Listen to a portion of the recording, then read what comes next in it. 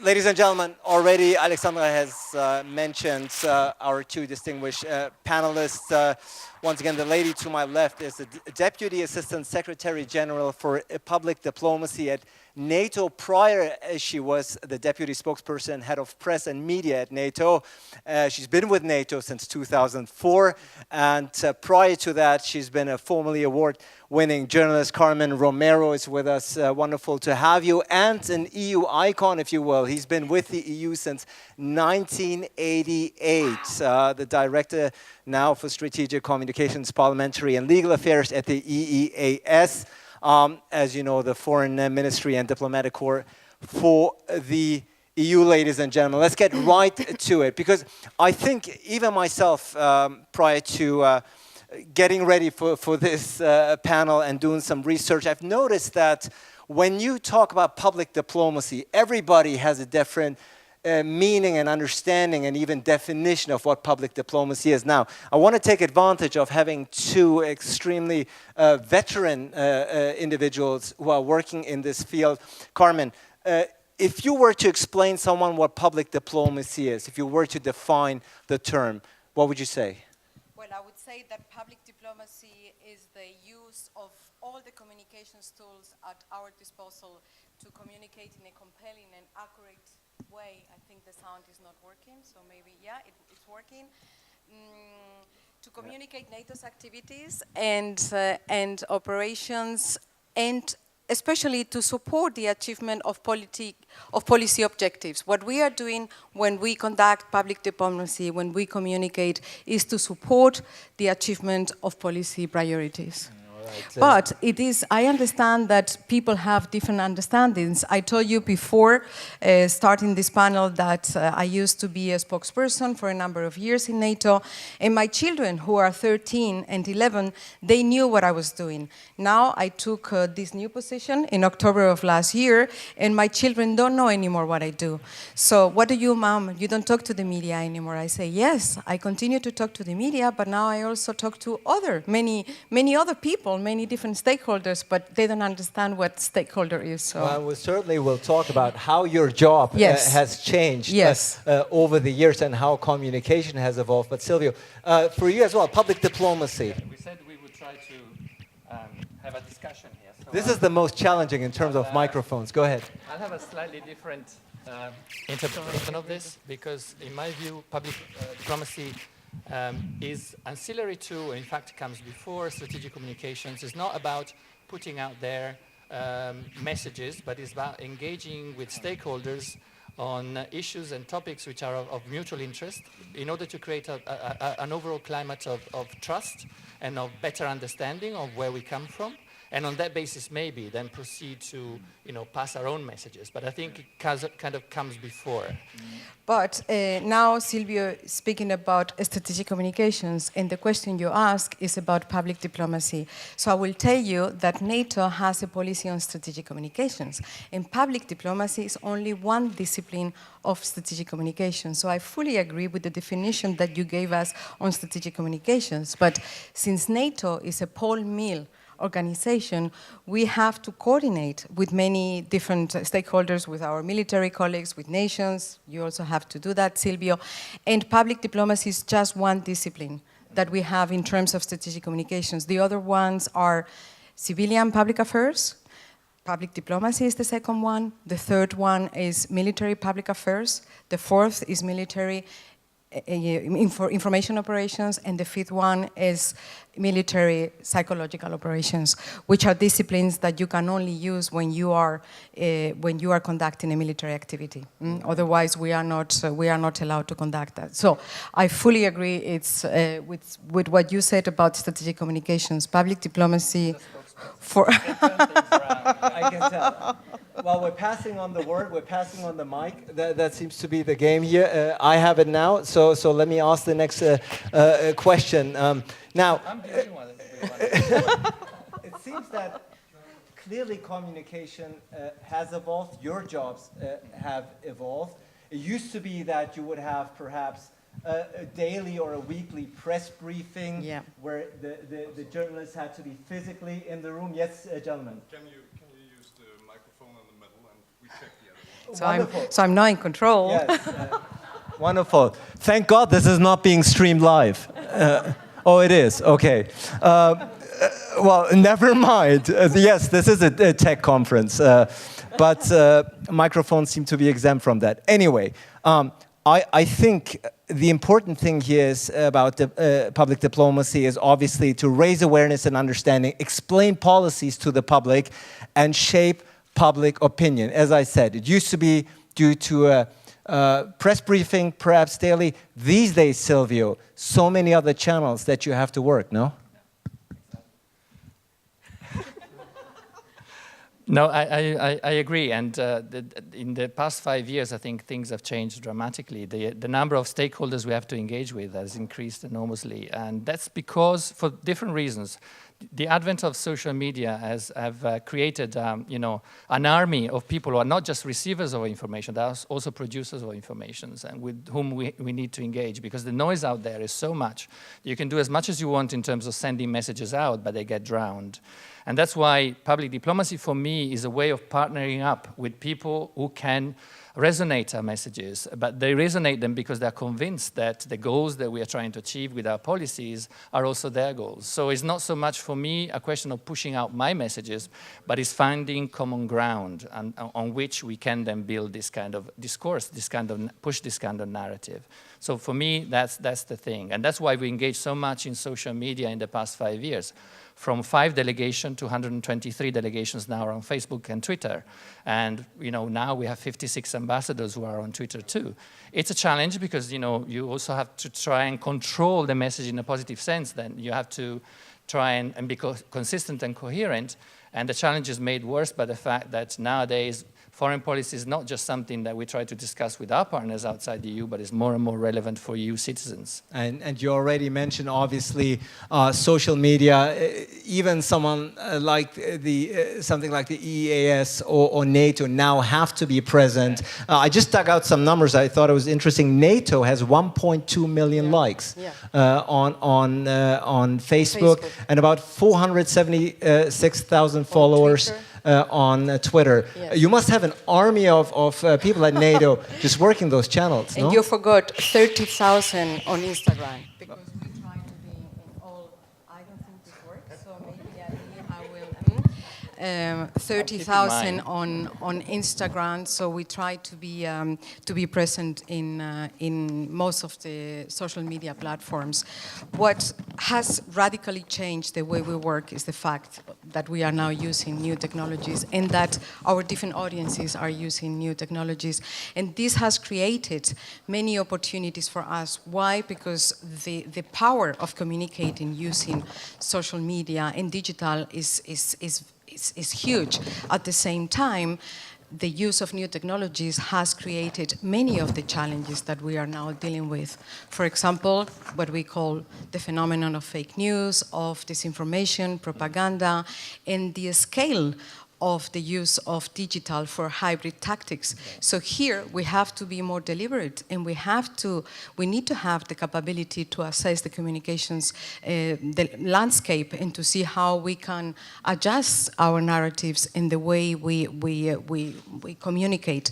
At the same time, we have, as Silvio was saying, such a volume of information coming through digital media that we need to be more deliberate and more targeted in the way we reach out to our audiences, and we need to be basically cut the noise, as you were saying.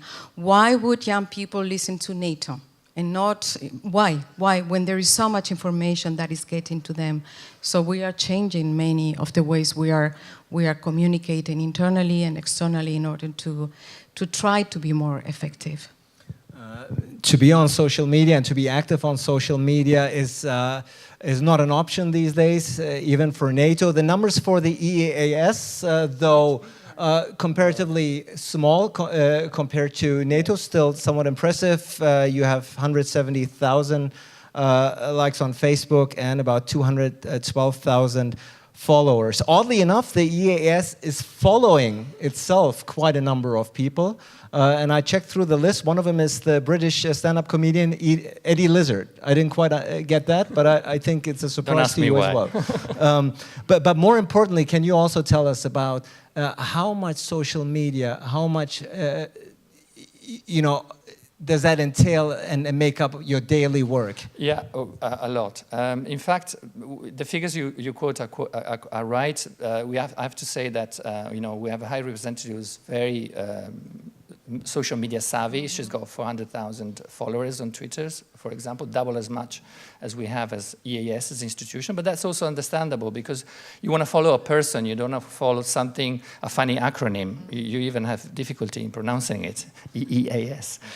So I'll work on it. Yeah, it's not surprising. But you also have to bear in mind that we are just a small, relatively new actor.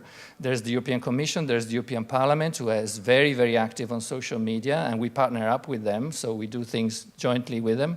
And plus, we have all our delegations, abroad, and they are also, an important vehicle of communication.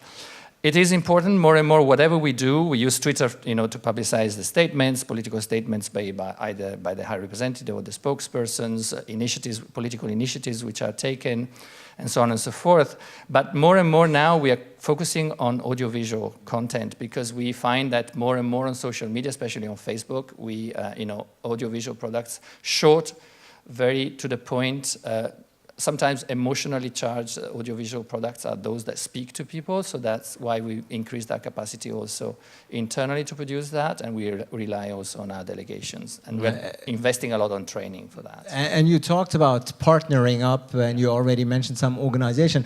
One of them is actually NATO. I believe there's some common ground, and as far as public diplomacy is concerned, some overlapping fields between NATO and the EEAS. Perhaps you can speak to them, and then Carmen, you can add to that. Before I come to NATO, though, I think more and more we want to partner up also with civil society organizations, people that engage on issues that are relevant for us too, and engage with them in a sustainable manner. So we have programs and tools, public diplomacy tools, like Erasmus+, we have Horizon 2020 that promotes exchanges between researchers. We have EU Visitors Program. We just want to use them in a more sustainable way so that we engage in discussions with these people, but then when they go back, they become interlocutors for our ambassadors and delegations. With NATO, certainly one area where we cooperate a lot is the area about, that Carmen was referring to, Russian pro-Kremlin disinformation activities, where we exchange a lot in terms of intelligence, and we support each other in terms of debunking narratives which are out there. But I'll come back to fake news. I want to let Carmen, because I think debunking is not enough. Yeah, but to build on what Silvio was saying, we have taken the cooperation between NATO and the European Union to a new level, I would say, across the board recently, also including in the area of communications. But the cooperation at communications level has been there for many, many years. Yes. So it's nothing new.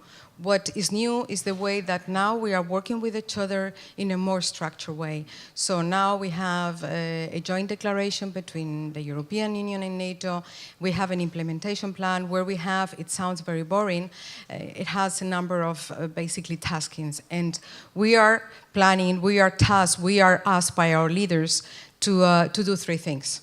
The first one is, as Silvia was sharing, is to share our own analysis on disinformation, and we are doing that. The second one is to work together to try to help our partner countries increase resilience in the area of communications. So NATO is working very closely with Georgia, with Ukraine, with Moldova, to try to help them become more credible in their communications. And the European Union is doing exactly the same. So what we are trying to do is when we engage with our partners, we take them to NATO, we talk to them, and then we take them to the European Union or the other way around. So we are trying to find synergies to train spokespeople, for example. One of the things that we have been telling the Ukrainians is, you need to be credible with your communications. because, you know, I mean, okay, the Russians are there filling the information space, but you need to be more credible. Ah, okay, do we? Yes, you need to be more credible, and in this way you will be more respected. Another tasking that we have together is to have the European External Action Service also getting in touch with a center of excellence that NATO has that is called a Strategic Communications Center of Excellence. This is not a NATO body.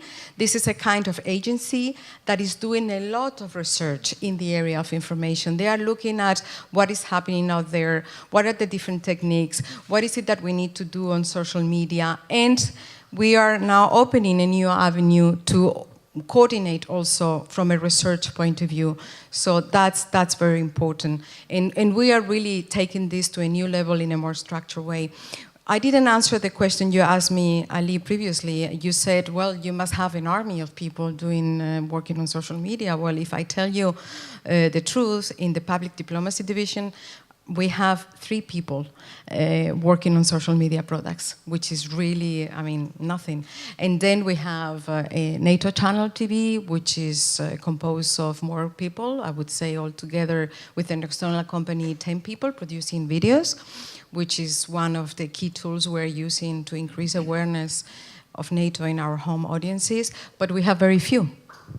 And Silvio, now that we have more or less established what public diplomacy is and what your work entails of, and yours as well, Carmen, and how it has evolved and changed over the years, indulge us, if you will, and take a step forward mentally. Where do you think the road will lead to as far as public diplomacy, as far as communicating with the public is concerned? What's your vision? Where do you think, aside from the changes that we're already seeing, where is public diplomacy headed? Well, my vision is that we get to a point where instead of us trying to be on the defensive and try to just explain what we're doing, we find ourselves in a context where it becomes a common responsibility, that of communicating about not so much policies, but the values, go back to the values, basically. I think that's more important, almost more important in Europe than outside Europe. And in order to do that, we cannot do it alone. As Federica Mogherini, my boss, says, the EU is not just the EU institutions in Brussels, it's the member states, it's the capitals, it's the European Parliament, it's the civil society organizations, think tanks. And that's why it's a challenge, because you really have to engage with a much broader audience. In fact, it's not an audience, a much larger number of partners, but we really have, and in the diplomatic world where people were used to just, I got my government, the host government is my interlocutor. I deal with them, I do my, ensure that our relations are smooth, and that's it, I do my job. No. Engaging with civil society locally, human rights defenders, engaging with think tanks, universities is becoming more and more important. So it's a much more complex task, but it's one where, at the end of the day, we no longer shoulder alone the responsibility of explaining. And interestingly enough, one thing I want to touch upon is, particularly with focus on the EU, but I'll get to you as well, Carmen. Now, one of your jobs is obviously to convey and portray a favorable image of the EU. You're trying to shape public opinion, you're trying to inform the public out there. It's no secret that in some parts of Europe, the EU is looked upon rather unfavorably. That obviously is something that must hurt you on a personal level, but also professionally. How do you counter that? Well, I don't want to sound bureaucratic, but I'm more tasked with, dealing with what happens outside EU. But because of what I was saying before, that foreign policy is becoming more relevant for our citizens on issues like migration, counterterrorism, etc., we work more and more with the European Commission on this. The European Commission is tasked with, communicating Europe to European citizens, but nowadays this distinction is no longer there. And that's why more and more we try to ensure that we explain to citizens what we're doing outside, why we're spending money on development, for example, why we are engaged with missions, operations abroad. We send judges, we send policemen, we send military people abroad, because that contributes to safety, stability, and prosperity also inside the EU. And conversely, we try to explain to foreign audiences why we're taking certain decisions, what Brexit, for example, is about, what was the Euro crisis about, is Europe coming to an end? No, it isn't, etc., etc. Carmen, you mentioned only 3 people are working on the digital media front at NATO, and as any public individual, or in your case, public institution such as NATO, you must also be experience hateful remarks, hateful messages, fake news being spread all over your Facebook page. How do you counter that? Well, not engaging in a tit for tat. So, and I think that the European Union is also doing the same. So we are picking our fights in the sense that when we see that an interview by the Secretary General has been completely distorted, when you give an interview to a Russian outlet that you think that is quite credible, then you go out and you try to set the record straight. One of the things that we have is a platform, a digital platform called Setting the Record Straight, where we try to put on the record, this is what we see in the Russian media, these are allegations that are not correct from our point of view, and we try to give evidence. And then is being credible, having integrity, engaging at the same time, but especially basing what we say and what we counter on facts. And using accurate information. This is where we can be very powerful. I give you an example. Well, during the Crimea annexation, where NATO was saying, well, there are Russian troops inside Ukraine, and the Russians were denying this. What I was trying to do was to get satellite information to show evidence to the journalists that what we were saying was based on intelligence information. And sometimes to get information, intelligence declassified is very difficult. We managed to get that. We showed to the media, well, these are Russian troops, for example. And then the Russians said, well, NATO, the satellite images that NATO is using, they are fake. They have the wrong date. It took us a long time because basically we cannot play by the same rules. We have to be honest, and we have to say the truth. So this is one of the ways we are countering, basically it's information, but it's not the only way, as you were saying.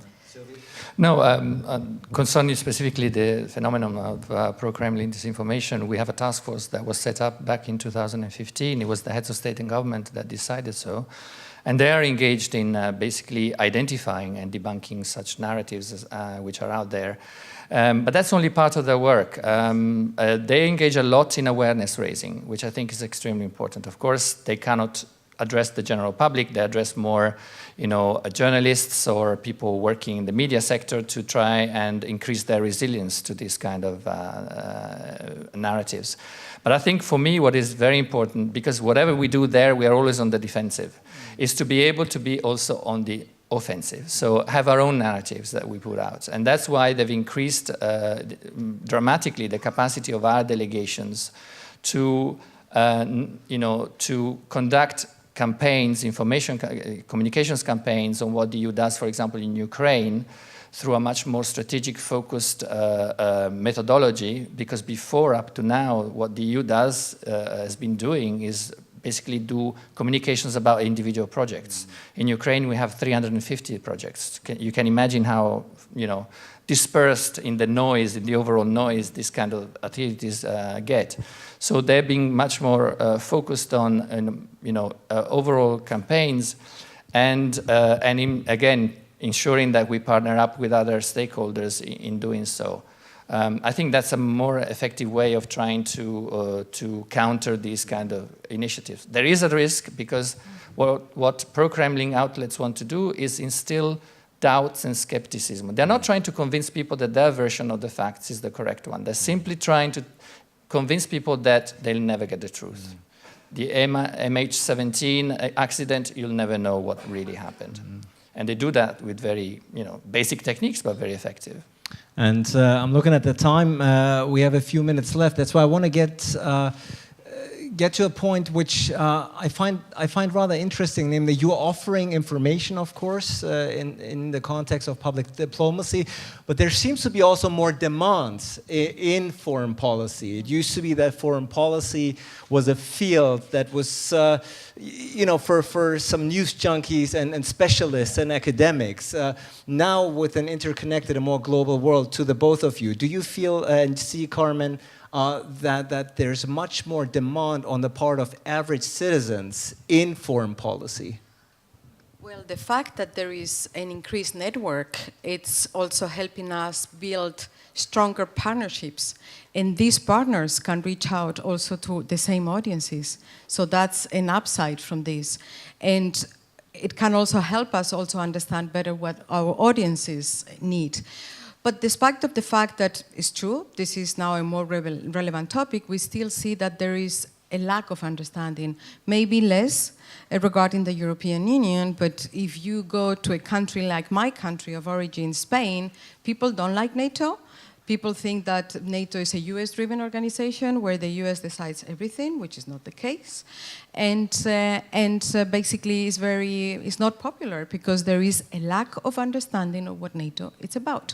So despite of that increased interest, there is a lot that organizations like the EU, but especially NATO, need to do to increase the awareness about what we are about and what we are not about. And this is also what we are doing with conducting campaigns or enhance communications efforts, trying to be more deliberate in basically assessing what the audiences are, how do we need to target those audiences, what are the tools that they use, and then have very clear objectives, communications plans, and then measure what we do to see if actually we have any impact. Silvio? Yeah, definitely measuring the impact we have is very important, and that's why from, let's say, a drive to use social media more and more, we are now trying to focus much more on, what impact are we having, who are we reaching in the different countries where we're present, but that's not enough. We should decide before what are the target audiences that we want to reach. For example, I'll give you an example of the Arab world, where these are very young countries where a lot happens on social media. So clearly, the target audience there is youth. So that's definitely something that we need to address. Yeah. If someone here in the audience who has followed this debate in the previous 30 minutes would say, damn, that sounds like a very interesting job that the two of you are having. Public diplomacy, he's shaking his head. He's like, no, I won't have that. But so it's okay. It's a free country. But no, the point I want to drive at with the remaining few seconds, if somebody were to come to you and say, I want to get into public diplomacy, this is what I want to do, what's the single best advice you could give that person? Oh, yes, absolutely. Join the effort, because it's key to communicate and to coordinate and to be reaching out to the different audiences to explain what you are doing. What should that person watch out for? What's the single best advice you could give that person in the field of public diplomacy? Believe and conduct research and try to add value. I would say don't be a control freak. If you engage in public diplomacy, you cannot be just in control. You have to engage. You take risks. You have to engage in conversations you're not in control of necessarily. But I think if we're convinced of our ideas and our values, we can engage. We can go. Ladies and gentlemen, don't be control freaks. I think that's a line we can subscribe to, each and every one of us in our part of line. I for one, found it a very interesting and fascinating discussion to get an inside look into what two professionals at the highest level are doing and conducting on a daily basis in the field of public diplomacy. Silvio Gonzato and Carmen Romero, ladies and gentlemen.